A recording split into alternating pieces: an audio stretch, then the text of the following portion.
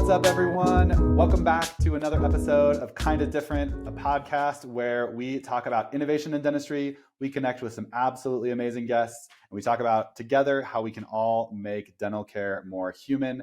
And I am super excited for the conversation today to have one of my favorite people in the dental industry on with us, Eden Ivie, who is just such a wonderful human, in addition to being a great hygienist, a really innovative thinker, just somebody who you want to know. And if you ever get to meet Eden at a meeting, I'm sure you'll understand why. So Eden, thank you so much for taking the time to join us today. Before I let you introduce yourself, I'll quickly introduce myself. I'm Matt Allen, the CEO, co-founder of DifferentKind, host of Kinda Different. And just really excited to be with you today. So please tell our listeners who you are, give us a little bit of background, and then we'll jump in. We'll talk about innovation. We'll learn a little bit more about you, and we'll talk about how we can make dental care more human. Great. Thank you. That was such a nice introduction. I'm so excited to be here. I'm Eden Ivie. I am the Director of Client Success for Mouthwatch and Dentistry.One. I am also the Clinical Innovations Lead. I started my career as a clinical dental hygienist. I practiced for 15 plus, maybe 18 years. I don't know. I've lost count. And I have been with Mouthwatch for the last 7 years. Awesome. And you are doing some amazingly cool things right now that I'm super, super excited to talk about. So why don't we just start there? Because I'm excited about it. So I want to hear, what you're excited about in terms of it. So tell us, just to start, what you're most excited to be working on right now as it relates to innovation in our space. Great. Well, before I tell you what I'm most excited to be working on, let me just give you a little bit of background of what I've been doing for the last 7 years. Mouthwatch has a teledentistry platform called Teledent, which allows for provider-to-provider communication and direct-to-patient communication. And so for the past 7 years, we have been implementing that into practices and programs and FQHCs and really allowing providers to connect with their patients on a different level. Mm-hmm. Now we are growing that platform. We have created a new platform called Dentistry.One, and it is a direct-to-consumer product. It is basically Teladoc for dental. Mm-hmm. And we've been working on it for about the last 12 to 18 months. It is really exciting. We are just launching this week, going live. So that has been consuming all of our time and all of our energy. And we're really excited because it sounds cliche, it sounds cheesy, but this product is going to change dentistry. It's going to change the way that people receive dental care. And it is so exciting. That's amazing. Congratulations on the launch this week. Yes, obviously the work that you all have done over the past number of years has really laid the foundation, it seems like, for what you are rolling out here. Let's dive more into that then. So you're talking about this is going to change dentistry. Tell us how you think that's going to happen. How does teledentistry fit into the future of where dental is going, and how are you shaping that future as well at Mouthwatch and Dentistry.One? Yes. So we've seen just in our world in general, how technology has become so important in every aspect. I mean, when was the last time you stepped foot in a physical bank? Because I don't remember the last time I did. Everything is a digital exchange. Now, of course, not all of dentistry can be a digital exchange, but it can facilitate that communication and that care and make things so much more convenient for our patients and for our providers. We know that there is a shortage of dental providers in this country. And so we don't physically have enough providers to meet all of the needs of the patients in this country. So we have got to get creative, and moving as many appointments as possible to a teledentistry appointment is going to really maximize our providers' time and also really provide convenience for our patients. A couple of things that I love about Dentistry.One. So of course, it allows for patients who are having an emergency to communicate with a dental provider right away. But that's just the tip of the iceberg. We also have care coordination. So it's helping patients navigate their benefits, because that's a difficult one. It's hard to find a provider who's in network. It's hard to know what services are covered. So we have the care coordination piece. And then we also have oral health coaching, which I'm super excited about, because anybody who's heard me speak, as a hygienist, I will always say the most important thing that we do for our patients is educate them on how to take care of their mouth.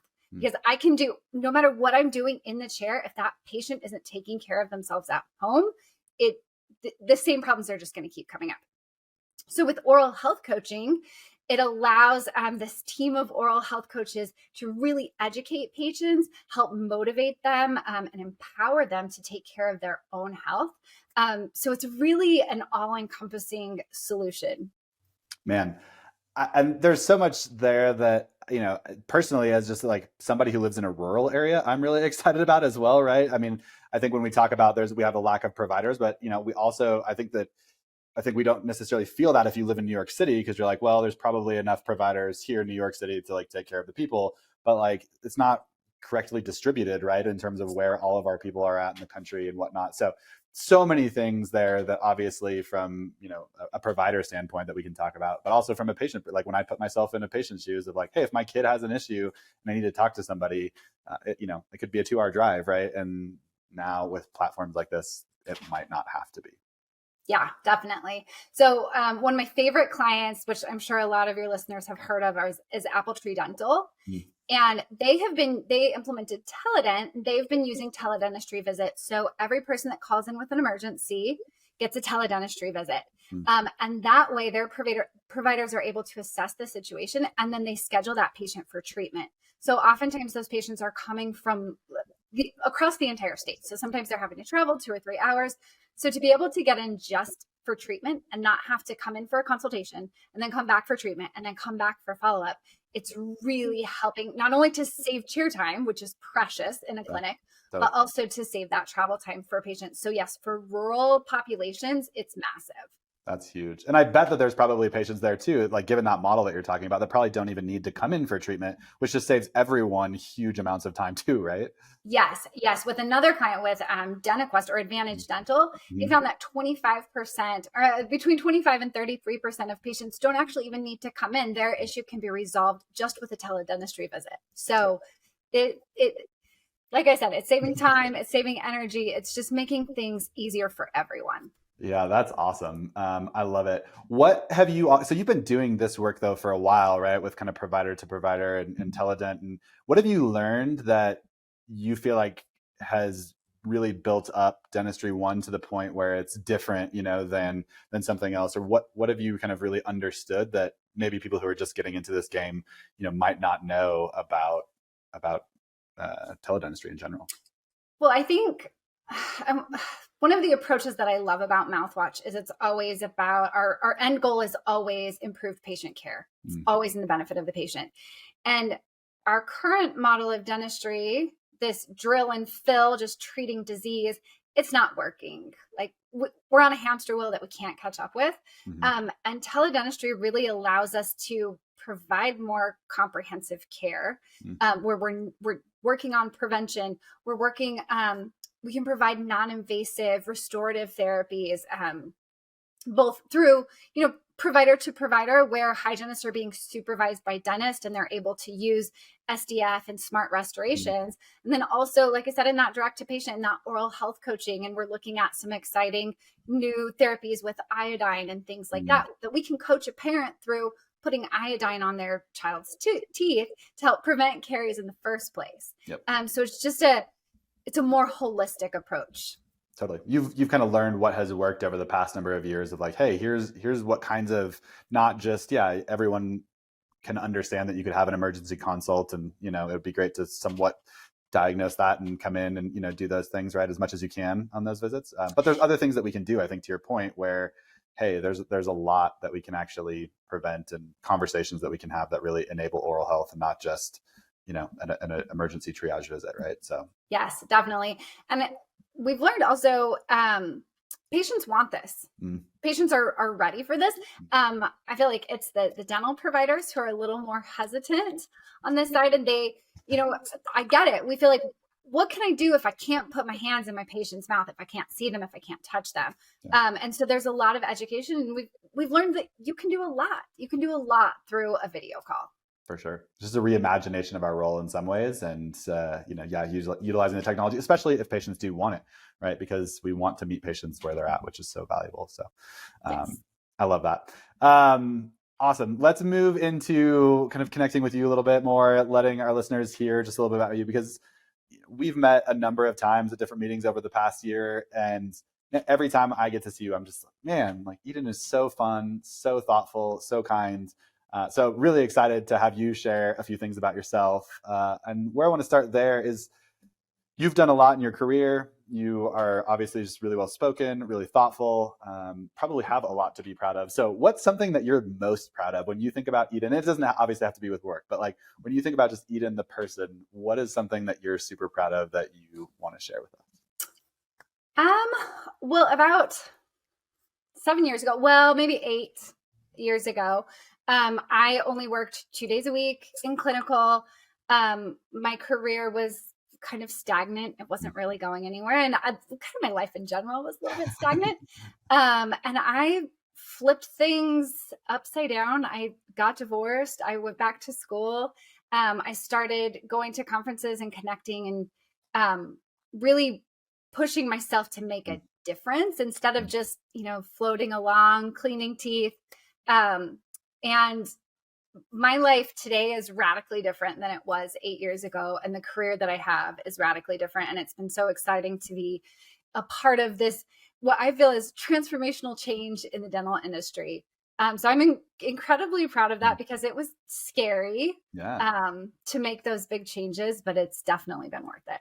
That's amazing. And if you were to give, like, let's say some of our listeners are feeling like they might be, sitting in stagnant water and not flowing along in the rushing river and are looking to maybe get out of that space, what was something that was helpful for you? What's one piece of advice that you could offer, or just an insight that you feel like was, wow, this was really helpful for me?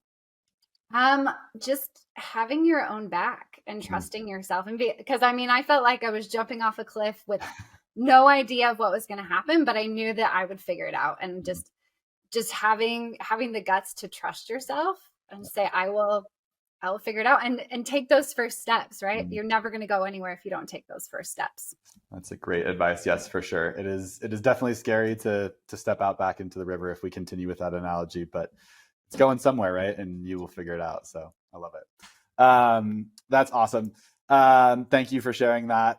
One other question just about you as a person. Tell us just about how, like what values shape your kind of constant daily life, what values shape how you show up to work. Curious to that. And maybe you could give us an example of, here's the value and here's what that means in terms of a practical practice or rhythm. I think, well, it's kind of Mouthwatch philosophy. And it's my philosophy is that, like I said earlier, we are always trying to benefit the patient. We're doing what's in the best interest of the patient. And I think that you're going through life with that philosophy, obviously not at your own detriment, but if you are doing what's best for the person that's in that chair or the person who's on the other end of your product, you're going to be successful. If you put them first. And our team, we have such a fantastic culture because we work really hard. We work together, and it's always in service of the patient, of the client. And we achieve success by improving our own skills, by being the best that we can be, and by really working together collaboratively as a team. Man, there's so much that we can learn from that in our personal lives too, right? In terms of, how are we serving the people that are in front of us? How are we listening to them? How are we being present? How are we showing up? There's so much there that I think goes to, we've talked about this some on this podcast before, but the idea of, it's not, I think the idea of sometimes of like, I'm going to be humble. It's actually just like, no, they're actually thinking about yourself more, but it's like, what we really need is this level of self-forgetfulness of, hey, I'm just going to kind of forget about, myself in a good way, right? In a positive way that allows me to show up and be present for those around me. And it sounds like you guys are operationalizing that within your company. And I do think that's an important point too, right? Because our work and our careers are part of who we are as people, and to find places to work where it aligns with our values, I think is something, especially since COVID, but certainly in this generation, I think of where we are, that people are really finding a lot of value in. And it sounds like that's very true for you. Yeah, definitely. People want to do good. They want their work to be meaningful and impactful, especially like you said, this younger generation, they're not there to just punch a clock. They're there to make a difference. And so I feel very, very lucky that I found an organization that aligns with that, because it is very fulfilling. I'm challenged to be more, do bigger things than I ever thought that I could. And I'm just supported by an amazing team in the process of that. That's lovely. Thank you for sharing. Let's move on to making dental care more human, and let's make that within the realm of teledentistry, because I think we've been talking about that, and obviously there's a lot there. And you mentioned the idea that for dentists, hygienists, that sometimes this can be a little bit scary, especially if you're just starting out in this world. So what's one thing that you feel like has been small, easily implementable for someone who's relatively new to teledentistry that you feel like they can do that helps connect them, ground them, root them, and makes that visit not just a face on a screen, but an actual really good human interaction? Well, that's kind of a hard question. I think that just if we always remember we're meeting the patient where they are, and that this tool is helping them get care, and that we have to remember that we're providing care. Even though we're through a screen, we are providing care for our patient. I think if you remember that, you're going to be fine. Yeah, that's a really grounding way of approaching it, right? Of, hey, there's a reason that we're doing this, and ultimately it's it's a lot of convenience for the patient in those ways, and getting care that they otherwise couldn't have got. Man, if that doesn't get us out of bed in the morning, then I don't know what will. When you think about patient experience with as it relates to teledentistry, what is some things that you think are really important, that like best practices, like one or two best practices where you're like, hey, on the best teledentistry visits that we've seen, here are what providers tend to do that maybe, it's like maybe the same, maybe different than what's happening in the chair, but give us a couple of best practices that really help that patient know, hey, this is a first-in-class experience. Well, I think that we've all been adjusting to this digital communication, to video calls. You need to make sure that your background looks good and that you are presenting yourself as a professional, even if you are sitting in your living room, and eliminate distractions and just focus on your patient. I think those are just some of the very, very key things. Like during COVID, we've all had our kids running through the backgrounds of calls, but when you are providing a medical encounter, a teledentistry encounter, you need to limit that as much as humanly possible. Totally. Yeah. It's a little different, I think, sometimes when it's, maybe just a work meeting versus knowing your audience, I guess is what you're saying right there, right? Hey, we are here to provide you just as professional a service as you would have if you showed up to an office. So love that. One of the things that I would love to, hear also about in this is that I think that there's some, like telemedicine has been happening for a while. You've obviously learned from that with Teledent and the work that you guys have been doing in this space. When you think about dentistry kind of being learning from medicine, if you will, what's something that you feel like we don't have to do as a profession as teledentistry becomes more and more common, right? So you mentioned like this is like teledoc for dentistry. What's something we don't have to do that medicine has already made the mistake in that we can do better and not have to avoid that pitfall? And then what's one thing that maybe you think that they've gotten right that you feel like, hey, this is going to become just part of the fabric of how we see people in the future? I think I'll go with what they've gotten right first. Okay. In medicine, telehealth and telemedicine has been happening for so long that they don't even think of it as telehealth. It's just the way things are done. Like the different care delivery model. Right. Like I broke my wrist a couple of years ago. I went to the hospital. The radiologist was not on site that read my x-ray. And then when I went to the orthopedic on Monday, they had my x-ray. Like everything was just shared digitally, which we call that teledentistry. That's just the way that medicine works now. And I think they've really embraced that model and the data sharing. That's something dental has got to work on, is data sharing. We do not have easy ways to share data. Teledent has been big in that and bridging that gap. And I think that where medicine is still struggling is sharing of health records. And not, providers not having access. My GP doesn't have access to my information from my cardiologist or from my renal specialists. So that medicine is still struggling there, and dental, we know how important that is in dental. And so that's a nationwide problem that we've got to figure out. Totally. And let's get it right from the first time. Yeah. I mean, we're still in the early days of that, but with things like the 21st Century Cures Act and, all of the interoperability that medicine is now being forced into when they haven't necessarily done it perfectly, I think we can learn from that and hopefully do it better from the jump, if you will. So, yeah, I agree. And it's going to, dental is going to have to merge into that. We're going to have to be able to share that data as well. So yeah, let's 100%. Get it sorted out. Yes, exactly. I love it. We could talk about teledentistry all day, and I would love to, but obviously it sounds like you have a rollout to attend to, and we want to keep this relatively short so people can listen to it on a commute. So in that vein, let's have you, if you want to share, how people get in touch with you, they want to talk more about teledentistry in general, they want to learn more about Mouthwatch or Dentistry.One or just connect with you. Give us some ways that we can continue this conversation for those listeners who want to moving forward. Sure. So I can be reached at eden@mouthwatch.com, just EDEN. And our website, Dentistry.One, has all of the information. If you want to become a provider for Dentistry.One, there's information there. If you are a DSO or if you're part of a health plan and you're interested in offering D1 to your patients or your members, definitely contact us because we would love to provide that for them. It's amazing. I'm so excited about the work that you're all doing, and I'm just so glad to call you a friend and somebody that I look up to in this industry as somebody who's just doing things the right way. So Eden, thank you so much for taking the time to join us on Kind of Different today. It's really been a pleasure, and I'm just so grateful for who you are and what you bring to our great profession. So thanks a lot. Oh, thanks, Matt.